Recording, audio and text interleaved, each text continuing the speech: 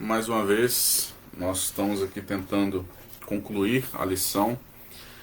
Perdemos aí quase 20 minutos de lição. E aí eu resolvi então, em vez de dar sobre os canos de Dort, eu vou me concentrar então sobre a pergunta do Catecismo Maior de Westminster. Estou usando essa ferramenta aqui da editora puritana, Os Puritanos, e nós iremos então trabalhar sobre a preservação dos santos, mas especificamente usando o catecismo, né? Então eu vou abandonar por enquanto os canos de Dort, e eu gostaria de falar sobre um ponto importante, então, reiniciando, né, a lição de hoje, sobre os meios de graça, que muitas pessoas me perguntam. As pessoas tendem a achar que nós depositamos a nossa salvação nos meios propriamente dito, mas não por intermédios dele. Nós temos os meios como predestinados por Deus para que nós possamos de todas as formas sermos abençoados, enfim, para que Deus cumpra o seu propósito, a sua providência. Eu sempre digo isso, né? Nós temos dois troncos, ou dois galhos, né? Que procede do tronco que é Deus.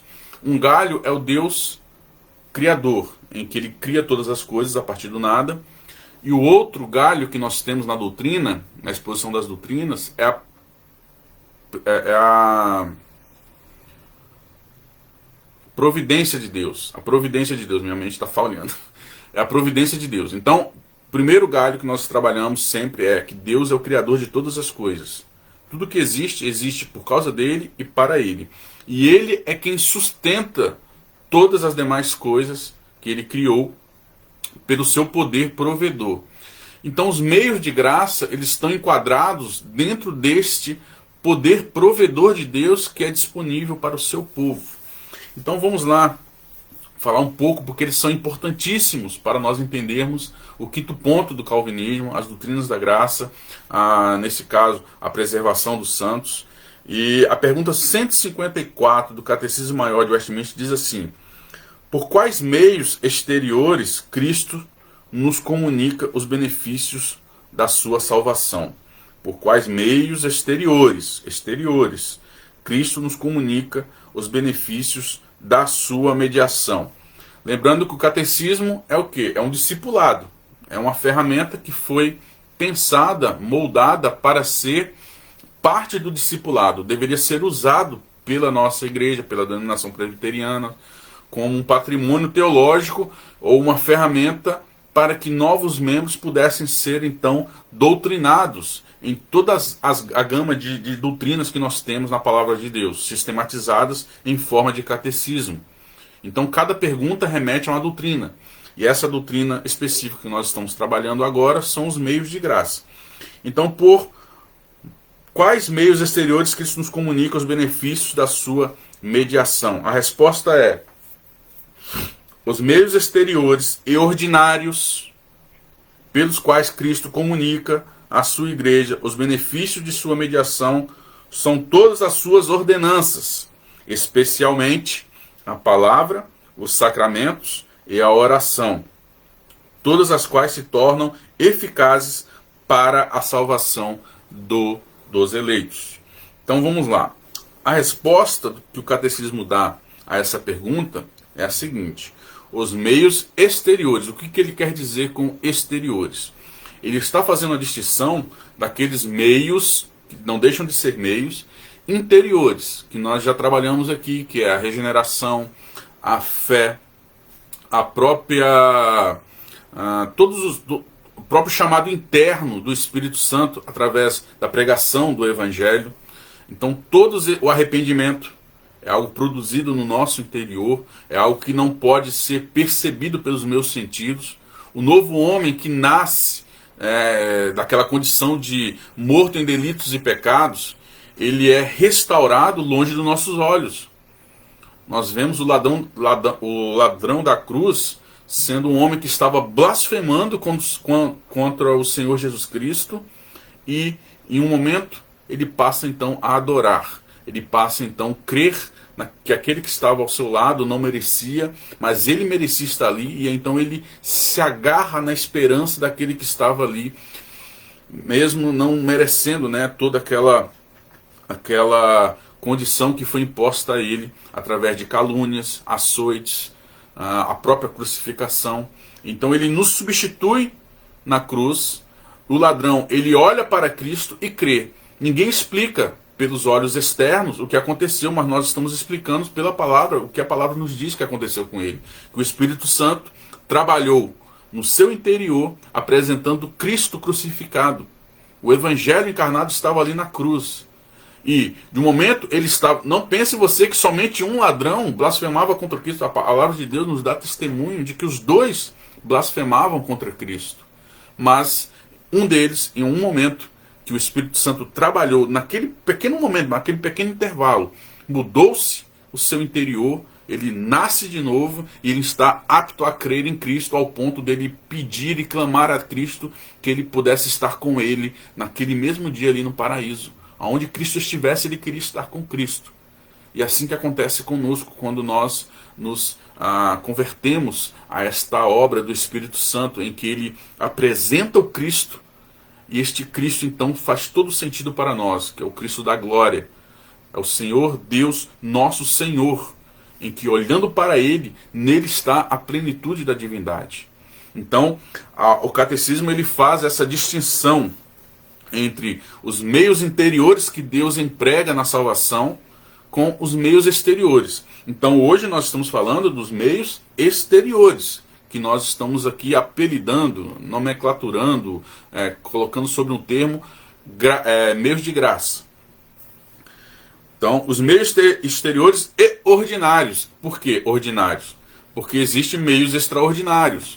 Eu já falei aqui, não existe, por exemplo, um eleito que será salvo sem a pregação do Evangelho.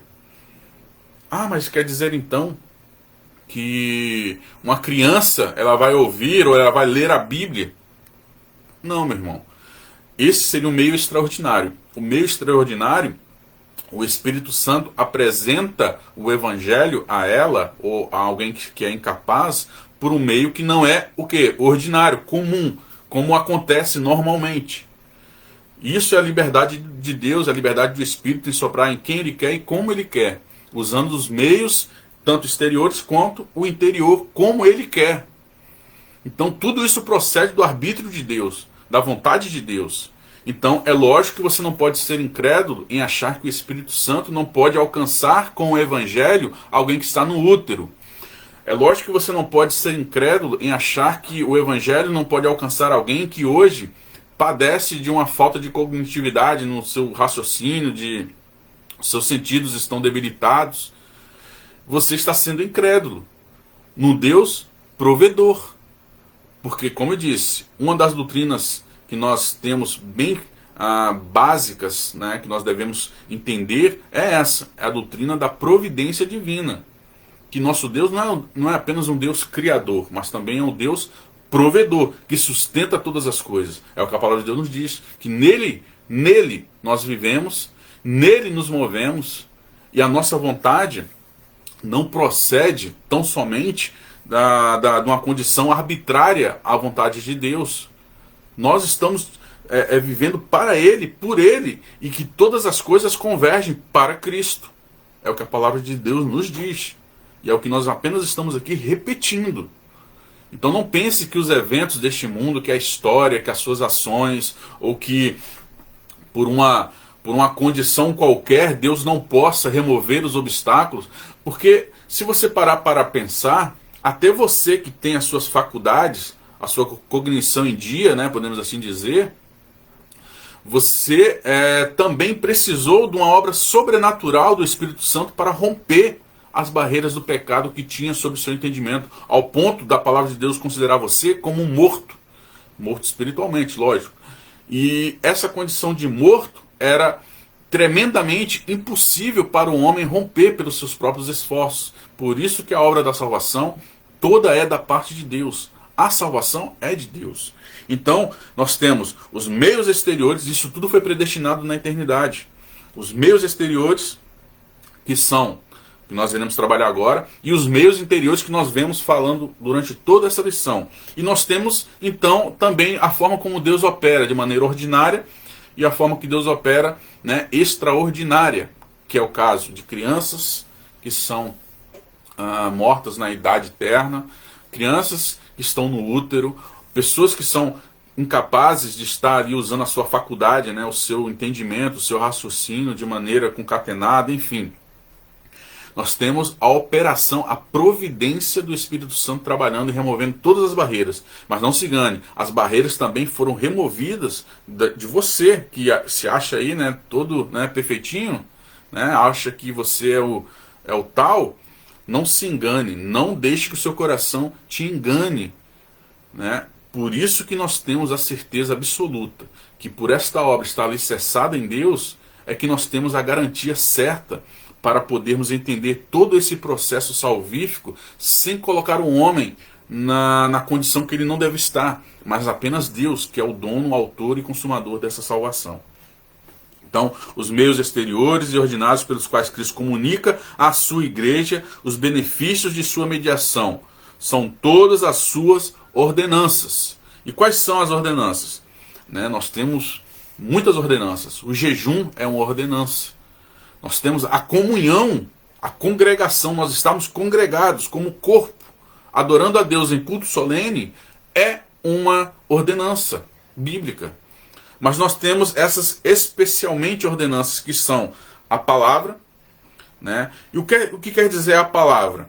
É você pegar a Bíblia e ali você ler, né? E aí você vai ouvir falar de Cristo ali, e ali você vai ser ter a revelação da palavra de Deus, e você vai compreender pelo Espírito. Não é somente assim, esse é o meio ordinário, em que você vai ter acesso à palavra de Deus hoje escrita, porque todas as coisas convergem, né, para a revelação escrita de Deus.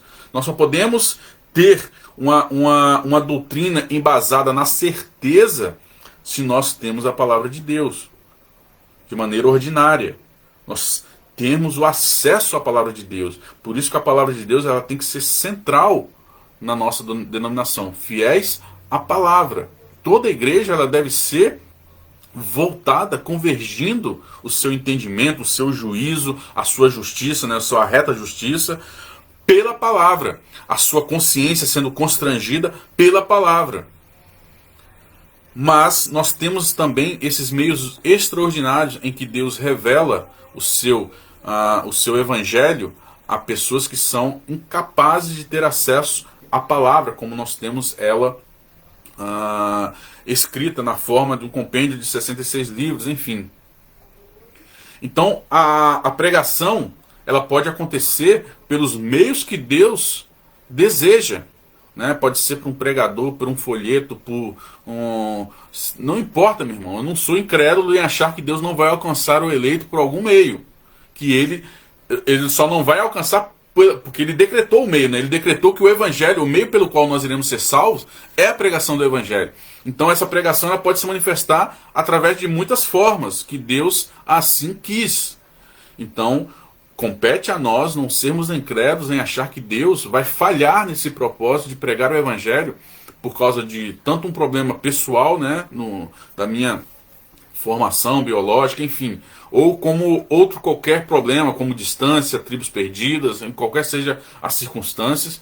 Por isso que a Confissão de Fé de Westminster diz que Deus ele opera pelos meios ou sem os meios ordinários, que ele tem a liberdade de soprar onde quer e como bem entende, né? E não importa as circunstâncias, este evangelho vai alcançar todos os eleitos, porque aqueles que Deus predestinou, a este chamou. Não pode chamar de maneira ordinária, mas pode chamar de maneira extraordinária. E aí você pode tentar argumentar contra mim, isso só vai demonstrar a sua incredulidade. Porque a palavra de Deus diz que é por meio do evangelho, da palavra, então vai ser, meu irmão. Eu não vou chamar Deus de mentiroso. Se você quiser partir para esse princípio e tentar subterfúgios e dizer que Deus é mentiroso, você responde diante de Deus. Eu só vou cumprir o que a palavra de Deus diz. Se ele falou que vai chamar, não importa como, ele vai chamar. O próprio Senhor Jesus nos diz que o Espírito Santo sopra como quer, aonde ele quiser, e ninguém vê. Nem sabe da origem, né? Não vê a origem desse sopro. Ele veio e manifestou-se, ponto. E é o que acontece em muitos casos extraordinários. Não é a questão dos casos ordinários. a questão dos casos ordinários é o que acontece comumente. Alguém ouve a pregação, acessa a palavra de Deus, né, os 66 livros, se dedica ao conhecimento de Deus, mas mesmo ele se dedicando ao conhecimento de Deus, para ele ter o conhecimento de Deus, Deus causa o conhecimento nele. Deus é que revela, Deus é que ilumina.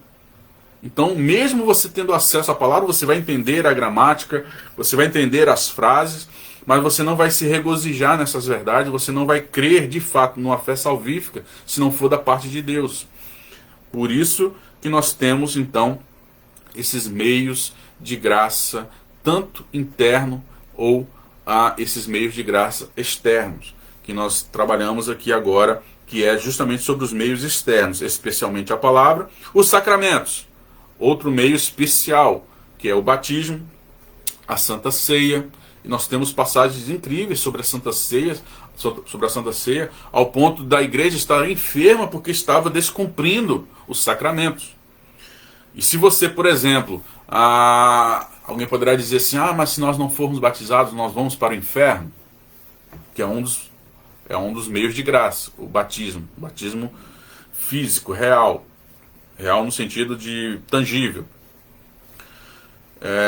Nós não alicerçamos, como disse, nós não alicerçamos nos meios de graça a salvação.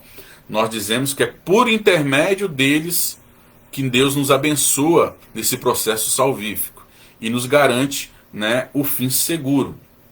Quando alguém, eu sempre costumo dizer isso, quando alguém recebe uma ordem do seu Senhor, por exemplo, seja batizado, e você diz assim, eu não quero, isso demonstra, como eu disse anteriormente, né, no vídeo que se perdeu, só demonstra que o fruto que você está apresentando não é um fruto condizente com a sua nova natureza, que é obediente ao seu Senhor. Então, o que pode parecer no momento algo que as pessoas acham que é irrelevante, né, o batismo, já que eu fui batizado na morte de Cristo espiritualmente, então para que o batismo? Ora, meu irmão, nós estamos lidando aqui, e primariamente eu poderia usar vários argumentos sobre o batismo, como testemunho, né, de honrar o seu Senhor diante dos homens, mostrando que você realmente nasceu de novo, né, é algo que aconteceu no seu interior, agora você estava manifestando ao mundo que isso era real, que isso é verdadeiro, e que a honra e a glória é do Senhor. Mas vamos lidar aqui com a essência. Deus te mandou e você descumpre deliberadamente, de maneira arbitrária. Eu não quero, simplesmente você não quer. Não é por causa de um empecilho. Não é por causa que você não tem as circunstâncias necessárias para realizar o batismo, né, por força maior. Mas sim por um ato deliberado, você deve rever o conceito de ser realmente um servo do seu Senhor. Porque você está desobedecendo uma ordem direta. E nós vemos isso, igrejas promovendo que não é necessário batizar. E não é necessário batizar não porque elas não podem, ou porque acontece algo que os impossibilita naquele momento de batizar, ou até mesmo circunstâncias, como relacionamentos mal formados, né, que precisam ser consertados. Não vou entrar nesse mérito. Mas se você está deliberadamente, tem todas as condições de ser batizado, está deliberadamente negando o batismo, você deve rever o seu conceito e perguntar a si mesmo a quem você serve de fato. Se é a sua vontade carnal ou se é ao seu Senhor. Por isso que nós dizemos, a salvação não está alicerçada no batismo. É por intermédio do batismo, tanto interior quanto exterior. É por intermédio da fé. Não é pela minha fé, brotou de minha fé, mas Deus decretou que seria por intermédio da fé. É pela graça, porque você não merece. E todos esses dons foram disponibilizados para você, para que você possa alcançar esse processo de santificação até a glorificação. São meios de graça. São a dádiva de Deus para que possamos suportar as condições que nos cercam. A oração.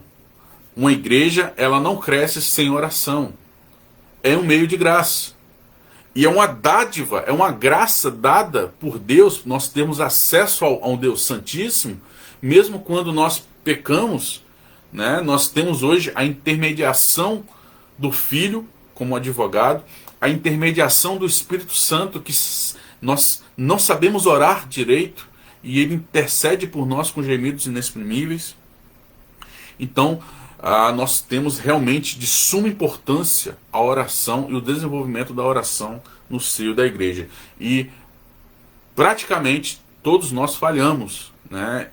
Faz parte realmente do processo de santificação, de aperfeiçoamento a oração, ao ponto de nós todos os dias necessitarmos mais e mais e mais de orarmos, de colocarmos em prática isso para o nosso próprio benefício, para o nosso próprio crescimento.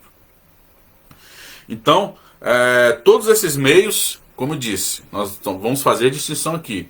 Nós não seremos condenados ao inferno se nós não formos batizados de maneira física, real, tangível, né? Passar pelas águas, independente do método.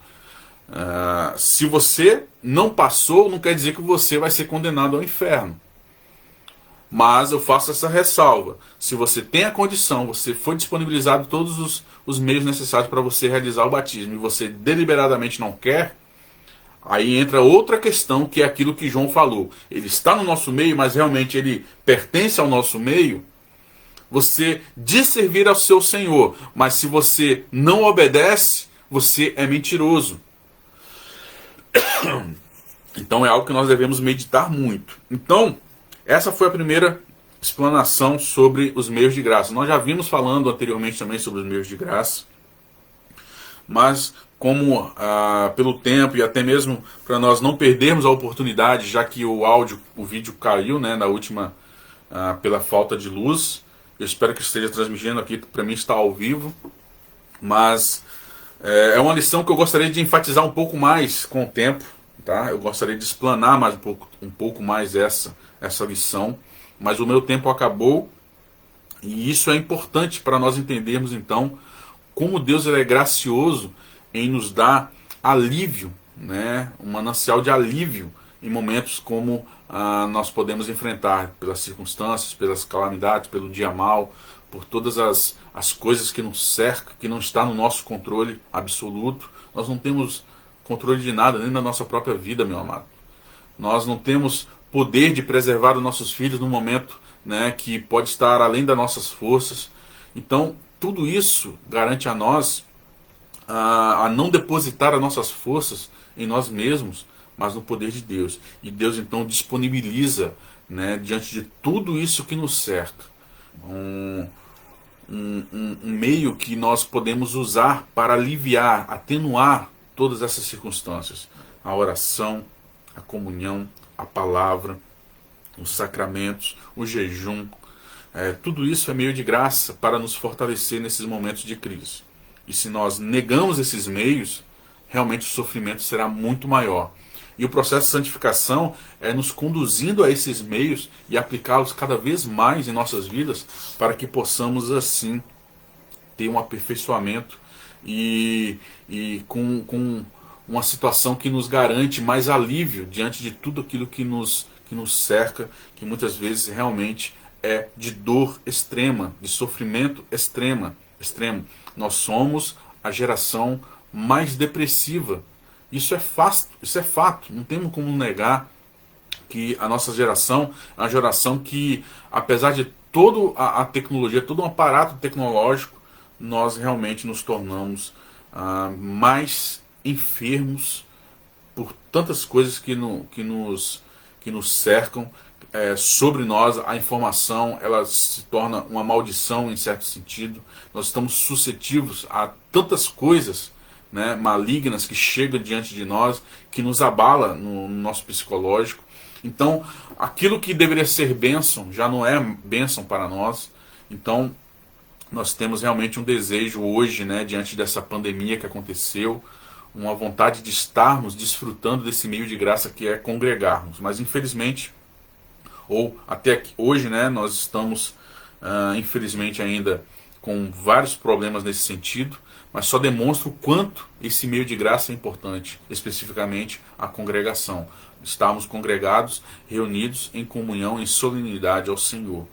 Que Deus possa nos abençoar. Nós estaremos mais alguns minutos aí com o pastor Felipe Canosa, nesse mesmo canal, com a mensagem bíblica sobre Romanos capítulo 8. Acredito que hoje ele vai terminar, não sei qual os versículos que ele separou, mas enfim, que nós possamos nos alimentar deste outro meio de graça que é a palavra de Deus, e uma oportunidade de fazermos isso é ouvirmos a mensagem. Assim como nós ouvimos a lição da Escola Bíblica Dominical, que é sobre a palavra, apesar de usar ferramentas como os canos de Dort. Amém?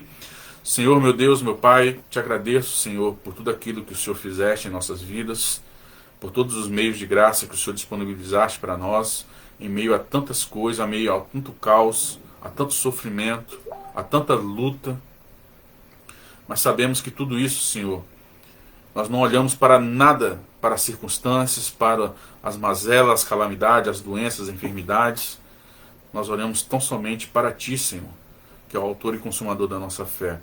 Abençoe a igreja fiéis à palavra, cada representante de família ali, Senhor, que o Senhor possa abençoar cada irmão em seus problemas, em suas dificuldades, naquilo que eles têm apresentado diante de Ti, Senhor, no seu quarto de oração. Abençoe também os visitantes, aqueles que estão passando por problemas que são maiores do que suas próprias forças, que eles possam reconhecer o seu poder, a sua grandeza e encontrar consolo, a paz que este mundo não conhece. É o que eu te peço em nome de Jesus. Amém. Fique então com o pastor Felipe Canoso agora, em mais alguns minutos. Amém?